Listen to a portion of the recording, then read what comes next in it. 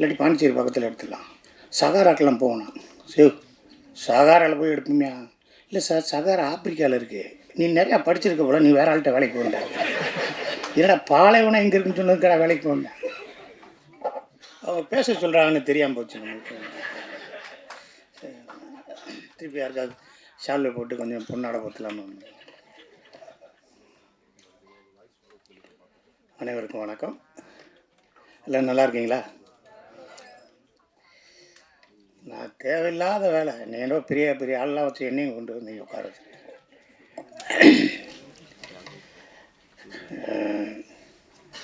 அந்த சீட்டு ஒன்று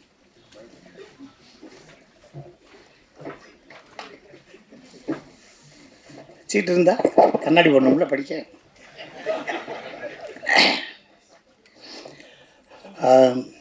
டிசிப்மா ஒரு 4 நாளைக்கு முன்னாடி ராசிகலப்பன் சார் எனக்கு ஃபோன் பண்ணார். இந்த மாதிரி ஒரு ஃபங்க்ஷன் இருக்குது, இவ்வளோ பெரிய இன்ஸ்டியூட் இருக்குது அப்படிங்கிறத ராசிகலப்பன் சார் தான் எனக்கு சொன்னார். அதுக்கப்புறம் ஃபாதர் பேசினார், நீங்கள் கண்டிப்பாக வரணும் அப்படின்னாங்க. தீபாவளிக்கு முன்னாடியெல்லாம் கொஞ்சம் ஷூட்டிங்கெல்லாம் கம்மியாயிடும். ஏன்னா ஷூட்டிங் வச்சா போனஸ் கொடுக்கணும், ஷூட்டிங் வச்சா செட்டில் பண்ணணும். தீபாவளி கழித்து தரேன்னு சொல்ல முடியாது. எல்லோரும் தீபாவளிக்காக தான் அங்கே ஷூட்டிங்கே வர்றாங்க. அதனால் ஷூட்டிங்கெல்லாம் கொஞ்சம் இல்லை அப்படின்னு சொல்லிவிட்டு ஒரு வீட்டில் தான் இருந்தேன் 4 நாளில். சரி வரலாம்னு சொல்லிட்டு, நான் சின்ன வயசில் சரியாக படிக்க மாட்டேன். ஆனால் என்னை படிக்க வச்சது, படிக்கணும், படித்தா நல்லா வரலாம், உருப்படலாம் அப்படின்னு சொன்னது என்னை வந்து திருச்சிக்கு பக்கத்தில் மான்ஃபோர்ட் ஸ்கூல் இருக்குது, அதில் செயின்ட் ஜேம்ஸ் ஹையர் செகண்டரி ஸ்கூல்னு ஒன்று இருக்குது பாலக்குறிச்சியில். அங்கே தான் படித்தேன் நான். என்னை படிக்க வச்சது எல்லாமே அந்த கப்ரியல் குரூப்ஸ், அந்த மான்ஃபோர்ட் குரூப்ஸில் இருக்க பிரதர்ஸ் தான் என்னை படிக்க வச்சது.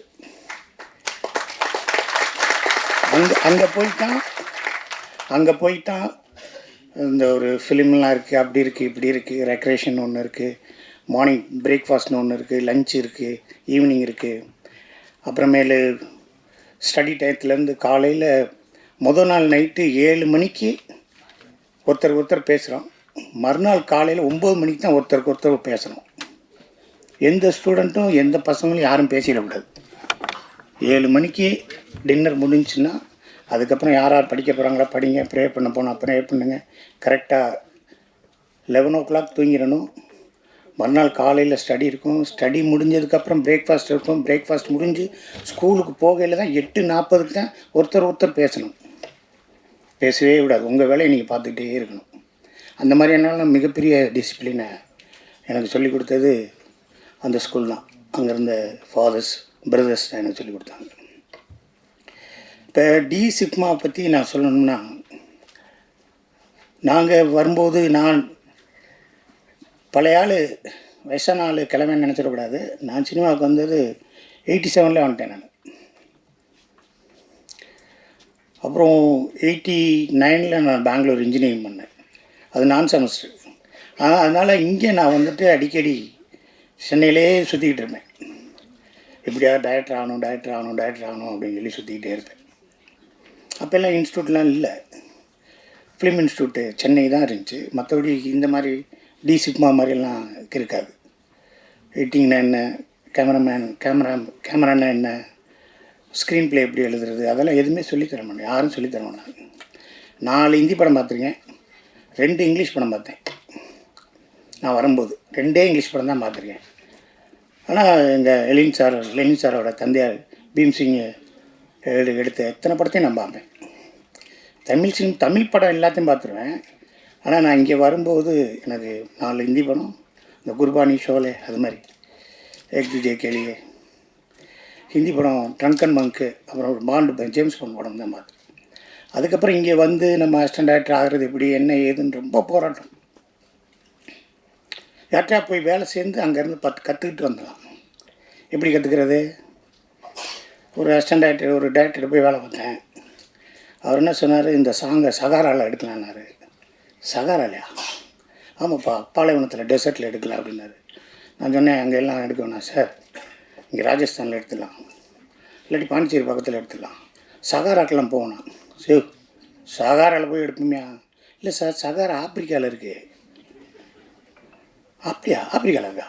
இங்கே இல்லையா அப்படின்னாரு. இங்கேலாம் இல்லை சார், சகாரா சார், ஆப்பிரிக்கா கீழே இருக்குது சார். புரியுதுங்களா உங்களுக்கு? இங்கே பாருங்கள், இங்கே பாருங்கள், மேப்பு இங்கே இருக்குல்ல சார், இங்கேருந்து கீழே வரணும். இது கஸ்பியன்னு. இங்கே பாருங்கள், இது நார்த் அமெரிக்கா சார். இது இல்லை சார், இங்கே பாருங்கள், இதுதான் ஆப்பிரிக்கா, இங்கே கீழே வரணும். அப்படின்னு அந்த ஆள் வெளியே போய் ஃபோன் பண்ணி சகாரா எங்கே இருக்குன்னு கேட்டார். அவர் இன்னொன்று சகாரா கிரே சூப்பர் மார்க்கெட்டில் சகாரா பிளாஸ்க் இருக்குன்றார். இல்லையா, சகாரான்னு பாலைவனம் எங்கே இருக்கு? அது ஆப்பிரிக்காவில் இருக்குது. இங்கே இருக்குது இது தார் பாலைவனம். தாரா அப்படின்ட்டு என்கிட்ட வந்தார். நீ நிறையா படிச்சிருக்க போல, நீ வேற ஆள்கிட்ட வேலைக்கு போண்டார். என்னடா பாலைவனம் எங்கே இருக்குன்னு சொன்னதுக்கடா வேலைக்கு போண்டேன். அப்புறம் இன்னொரு ஆள்கிட்ட போனோம். நம்ம இந்த சாங்கை பூரா வடமேற்கு மாநிலத்தில் தான் எடுக்க போகிறோம். எங்கே? மேகாலயா, மணிப்பூர், திரிபுரா, அங்கே தான் எடுக்க போகணும் சார். வடமேற்கு இல்லை சார், அது நார்த் ஈஸ்ட்டு, வடகிழக்கு மாநிலம். அது 7 சிஸ்டர்ஸு. அந்த 7 சிஸ்டர்ஸ் இந்தியாவோட இருக்கணும்னு நேர் சொல்லியிருக்காரு. அது சின்ன சின்ன மாநிலம், அது வடகிழக்கு மாநிலம், வடமேற்கு இல்லையா அப்படின்னாரு. அந்த ஆள் எவன்டே போய் ஃபோன் பண்ணாப்புல. ஃபோன் பண்ணிட்டு வந்தோன்னே என்ன செய்ய, நீங்கள் கிளம்புட்டாங்க. அப்புறம் இன்னொருத்தர்கிட்ட போய் ஒருத்தர்கிட்ட வேலைக்கு சேர்ந்தோம். டீசுக்குமா அப்போ இல்லை, அதனால் இன்னொருத்தர்கிட்ட வேலைக்கு போனோம்னா அவர் கரெக்டாக 5:30 மணிக்கெல்லாம் அவர் சொல்லுவார். 5:30 மணிக்கு எந்திரிச்சா கதை வரும்னு அவர் நினச்சிருக்காரு. அதில் எப்படி வரும் கதை? ஒரு 100 நாள் யோசிச்சா வராது, ஒரே ஒரு நாள், ஒரு செகண்ட் யோசிச்சா வந்துடும். அதில் போனால் அங்கே போனோம்னா அவர் என்ன செஞ்சு காலையெல்லாம் காலையில் காரெல்லாம் கழுவிடு அப்படின்றார். சரின்னு சொல்லிட்டு காலையில் எழுந்திரிச்சு ஒரு 5:30 மணிக்கெலாம் போய் அவர் காரெல்லாம் கழுவிட்டு அதுக்கப்புறம் அவர் வருவார். அவர் கார் எடுப்பார், போவார். அவர் வந்தோடனே காரை கழுவுன்னு, அது மரத்துக்கு கீழே இருக்கு அந்த காரை கழுவிட்டோன்னே அவர் வந்தோடனே ஸ்டார்ட் பண்ணார். ஸ்டார்ட் பண்ணோடனே மேலே இருக்க பேர்ட்ஸ் எல்லாம் அந்த சவுண்டில் ட்ரக்குன்னு பறந்துருச்சு. பறந்தால் போகும்போது என்ன செய்ய, எச்சத்தை போட்டு போயிடும், தத்துன்னு. இப்போ தான் கழுவிருக்கு. என்னடா செய்கிறோன்னு அப்புறம் திருப்பி கழுவிட்டு என்னை கூப்பிடும்பார். திருப்பி கழுவிட்டு கூப்பிட்டு அப்புறம் 2 நாள் கழித்து நான் பார்த்துட்டேன். முதல் இந்த பறவையெல்லாம் கிளப்பி விட்டு கழுவிடுவோம் அப்படின்னு சொல்லி கல்லை விட்டு எறிஞ்சேன். அந்த கல் என் வீட்டிலே விழுந்துச்சு. அவன் ஜவுத்தம் போகிறேன், யாராவது அப்படின்னு. சரி, இப்போ என்ன செய்வோம்? கல்லை விட்டு எரியணும், வேலைக்கு அதுவும் படக்கூடாது, காரில் எச்சம், என்ன பண்ணுறது அப்படின்னு சொல்லி பார்த்து டெய்லி 2 தினத்தந்தி பேப்பர் எடுத்து விடுவேன். கல்லை உள்ளே வச்சு நல்லா சுற்றி எறிவேன். அது எங்கே விழுந்துச்சுனே தெரியாது. அது ஒரு பந்து மாதிரி அப்படி போயிடும். அதுக்கப்புறம் அதெல்லாம் கழுவி விட்டு அதுக்கப்புறம் போய் வண்டி எடுத்துகிட்டு போய் இப்படி ஒரு 6 மாதம் பயங்கரமான கஷ்டம். என்னடான்னு சொல்லிட்டு அதுக்கப்புறம் போய் அசிஸ்டன்ட் டைரக்டர் ஆகி அப்புறம் 2 படங்கள்லாம் எடுத்து ஒரு 14 படம் வேலை பார்த்தோம். சுந்தர்சி சார்கிட்ட, பாலா சார்கிட்ட, நான் கடவுள், பிதாமகன்லாம் வேலை பார்த்தோம். நடிகர்கள்லாம் பழக்கமானாங்க. ஸோ அவங்க நம்மளுக்கு என் கூட சேர்ந்து நம்ம பண்ணலாம்னு அவங்க சொன்னாங்க. நம்ம இப்படி பண்ணிட்டோம். இன்றைக்கி இந்த டிசிப் மார்க்கு இதை நல்லா பயன்படுத்திக்கங்க. லெனின் சாரை பார்த்து எடிட்டிங் கற்றுக்கிட்டீங்க, எடிட்டிங் சொல்லி தந்தார், அதெல்லாம் விட்டுருங்க. அவர் மாதிரி ஒரு வாழ்க்கை வாழ நீங்கள் முயற்சி பண்ணுங்க.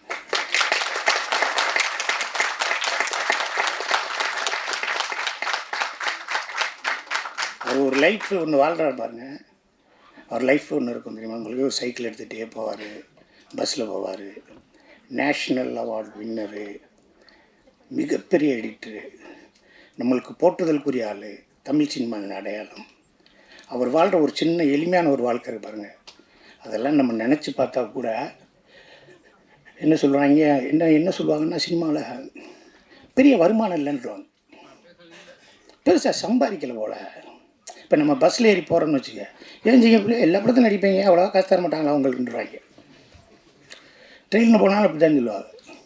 நம்ம கண்டிப்பாக ஃப்ளைட்டில் தான் போகணும், மக்களுக்காக அடுத்தவங்களுக்காக நம்ம வாழணும். ஆனால் அப்படியெல்லாம் கிடையாது.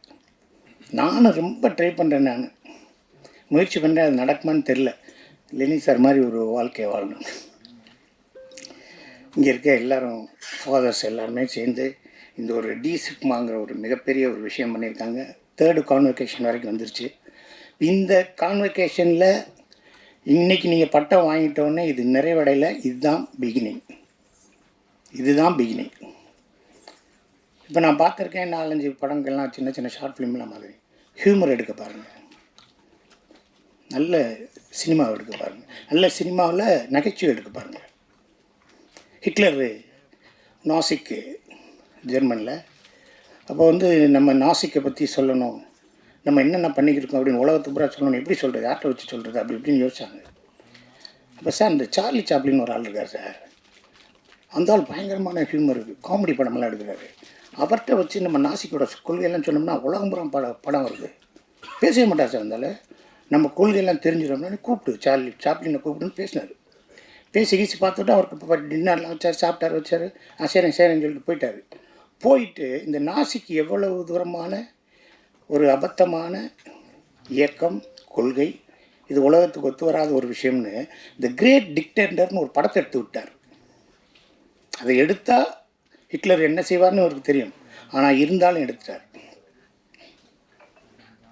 அதனால் நீங்கள் நம்ம வந்து ஒரு வாழ்க்கையை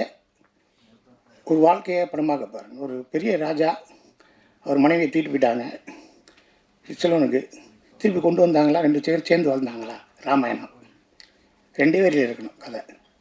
5 பேர் அங்கிட்ட 100 பேர், 2 பேருக்கும் பிரச்சனை, சூது விளாண்டாங்க, தோத்துட்டாங்க, திருப்பி நாட்டை அடைச்சாங்களா, அதான் மகாபாரதம். எனக்கு கதை வரல, காவியம் வரல, பெரிய படம் எடுக்க முடியாது அப்படின்னாங்கள விட நீங்கள் பெரிய கிரியேட்டர்லாம் இருக்க வேண்டாம், கிரியேட்டர்லாம் வேண்டாம், சூஸராக இருங்க. நல்ல விஷயத்தை தேர்ந்தெடுக்கிற மாதிரி வாங்க. நீங்கள் சூஸராக இருந்தாலே வெற்றி பெற்றலாம். ஒரு அழகான கதையை எடுத்து, நல்ல கதை, வேர்ல்டு பெஸ்ட் செல்லிங் நாவல் ஒன்று இருக்கும், தி லே மிசரபிள்ஸ்னு ஒன்று இருக்கும், இட்ஸ் கால்டு பாவர்ட்டி. அதை நீங்கள் எடுங்க. உலகத்தின் மிகப்பெரிய நாவலை எடுங்க, இதிகாசம், இந்த பொன்னியின் செல்வன்லாம் இருக்குல்ல, அது மாதிரி ஒரு நல்ல நாவல் எடுங்க. அதை ஒருத்தர் திரைக்கதையை வச்சுருங்க. நீங்களே எல்லாம் செய்யணும்னு ஆசைப்படாதீங்க. திரைக்கதை பெருசாக ஒருத்தர் அவரை வச்சு எழுத வச்சுருங்க. இந்த படத்தை யார் எடிட் பண்ணி கொடுப்பா, லெனி சார் மாதிரி அவர்கிட்ட எடிட்டிங் கொடுங்க. இந்த படத்தை யார் அழகாக விஷுவல் பண்ணுவான், இந்த சார் மாதிரி கேமராமேனை வச்சுக்கோங்க. நீங்கள் டைரக்ஷன் பண்ணுங்கள். டைரக்ஷனே தெரியலையா, உங்களுக்கு என்ன வேணும்னு கேமராமேன்ட்ட சொல்லுங்கள். நல்ல ஸ்க்ரீன் பிளே, நல்ல டயலாக் கூட பேப்பரை கீழே போட்டு போயிருங்க, கேமராமேன் எடுத்து கொடுத்துருவார்.